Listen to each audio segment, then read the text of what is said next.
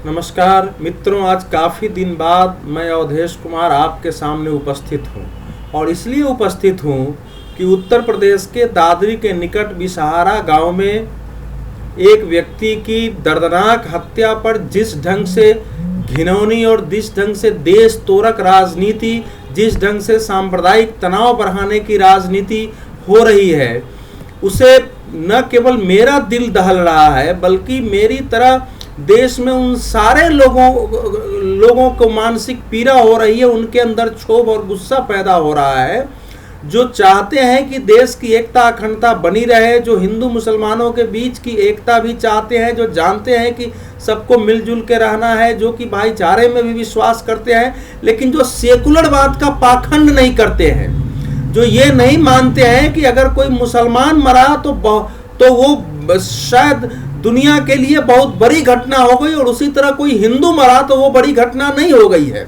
तो ऐसे लोगों के जो इस समय की मानसिक स्थिति है उसको प्रतिबिंबित करना मैं अपना दायित्व समझता हूं और इसलिए आपके सामने उपस्थित हुआ हूं। जिस ढंग से बिसहारा में मोहम्मद अखलाक को पीट पीट कर मारा गया, उसका समर्थन कोई नहीं कर सकता है।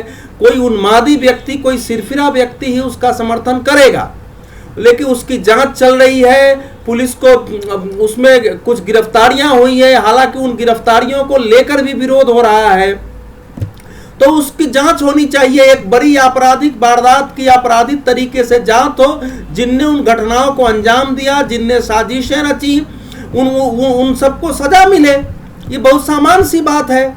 अखलाक के घर में गोमांस था कि नहीं था? अगर गोमांस था भी तब भी उसको पकड़ के पुलिस के हवाले किया जाना चाहिए था।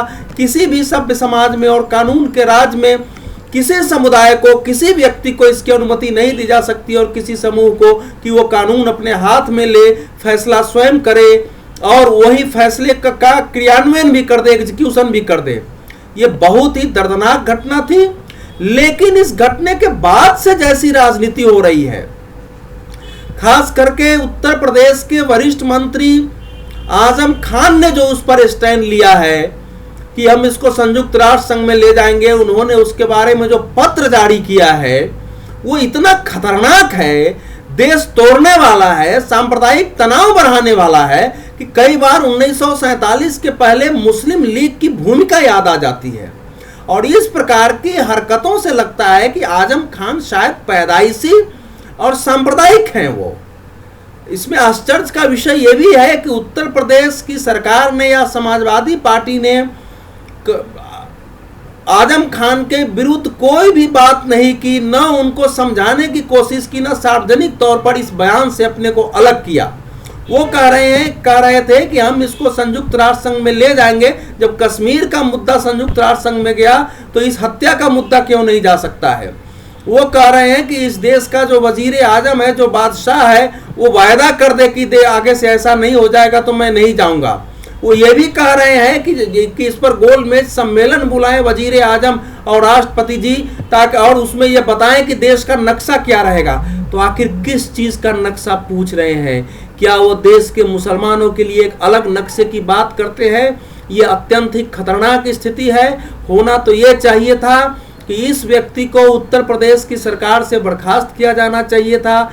इस पर सांप्रदायिक तनाव भड़काने, इस पर देश विरोधी हरकत करने, देश के मुद्दे को इस प्रकार से उछालने के ने और अन्य कई ऐसे अपराध की धारा हो सकती है जिनमें मुकदमा दायर किया जाना चाहिए था, लेकिन आज भी वो नेता बन के अपना बयान उसी प्रकार से दे रहे हैं। तो ये देश की स्थिति है। इसी उत्तर प्रदेश में 10 सितंबर को एक घटना आई, बरेली जिले के एक थाने की घटना आई, जब एक दारोगा को पशु तस्करों ने इसलिए गोली मार दिया क्योंकि वो उनकी पशु तस्करी को रोकना चाह रहा था। ट्रक से जो पशु ले जा रहे थे उसको रोक के उनको गिरफ्तार करना चाहता था। उस दारोगा की मृत्यु हो गई, लेकिन वो इतना बड़ा मुद्दा नहीं बना। वो इतना बड़ा मुद्दा नहीं बना और न तो वहां नेता कोई देखने गए, न उस पर किसी हिंदू ने ये कहा कि मुसलमान मिलके हिंदुओं के कत्लेआम कर रहे हैं, जैसे इस पर आजम खान और असदुद्दीन ओवैसी ने राजनीति की है। तो क्या वो उस दरोगा को मारना, उसको ये माना जाए कि सारे मुसलमान हिंदुओं के खिलाफ हो गए हैं? अगर अखलाक की मृत्यु को हम इस दृष्टि से लेते हैं तो फिर उस दारोगा की मृत्यु को भी, जिसको कि मारने में मुसलमान शामिल थे, हमको उसी प्रकार से लेना पड़ेगा। लेकिन अगर हम उस घटना को नहीं लेते हैं तो इस घटना को हम उस प्रकार से क्यों लें? तो जाहिर है कि इस देश में एक मुस्लिम सांप्रदायिकता का एक नया दौर आरंभ किया जा रहा है।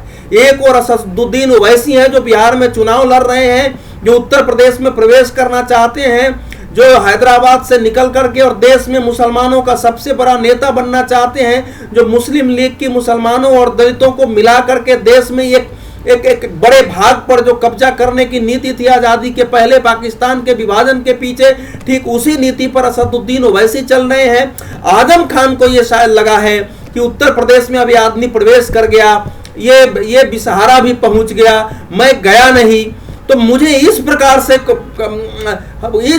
से कदम उठाना चाहिए, ऐसे बयान देना चाहिए जिसकी किसी नेता ने कल्पना ही नहीं की हो और कोई आगे न करे। तो इस देश में सब मुस्लिम सांप्रदायिक कौन बड़ा और कौन छोटा है, उसके प्रतिस्पर्धा शायद ओवैसी इसके साथ और आजम खान ने बना ली है, और इसमें ये घटना उनको इसका आधार मिल गया है।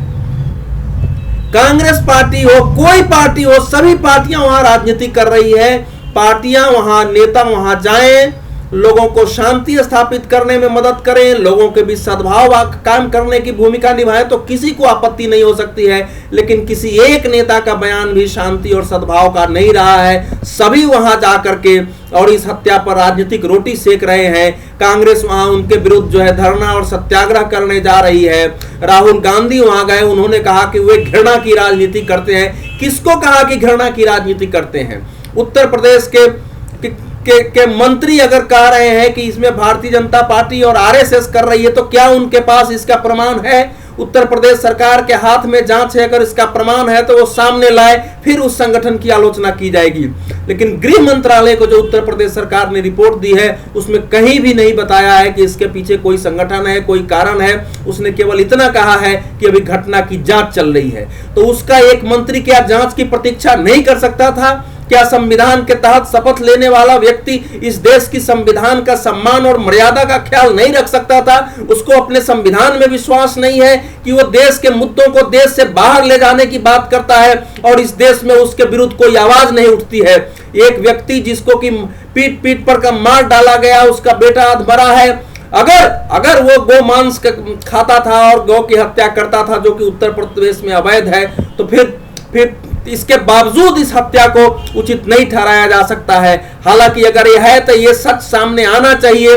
जो फोरेंसिक जांच के लिए जो मांस भेजा गया था, उसकी जांच रिपोर्ट आज तक क्यों नहीं आई, यह भी आश्चर्य का विषय है, क्योंकि किसी भी मांस की जांच में इतना ज्यादा समय नहीं लग सकता है। लेकिन मेरा कहना यह है कि देश के लोगों को जो भी चाहते हैं कि इस देश में इस प्रकार से सांप्रदायिक तत्व खड़े न हो, जो चाहते हैं कि देश की एकता और अखंडता बनी रहे, जो चाहते हैं कि इस देश में इस देश के राजनेता और इस देश की सत्ता हिंदुओं के लिए अलग और मुसलमानों के लिए अलग व्यवहार न करें, उन सबको ऐसे लोगों के खिलाफ एकजुट होना चाहिए और दादरी बिसहारा की घटना का सांप्रदायिक तत्वों को लाभ लेने के खिलाफ खड़ा होकर आवाज उठानी चाहिए, ताकि ऐसे तत्व दोबारा सिर न उठाएं। अगर इनके खिलाफ जनता की आवाज नहीं उठी तो इनका आत्मबल बढ़ेगा, इनके तरह दूसरे लोग खड़े होंगे और हमारा देश की सांप्रदायिक एकता तार तार हो जाएगी।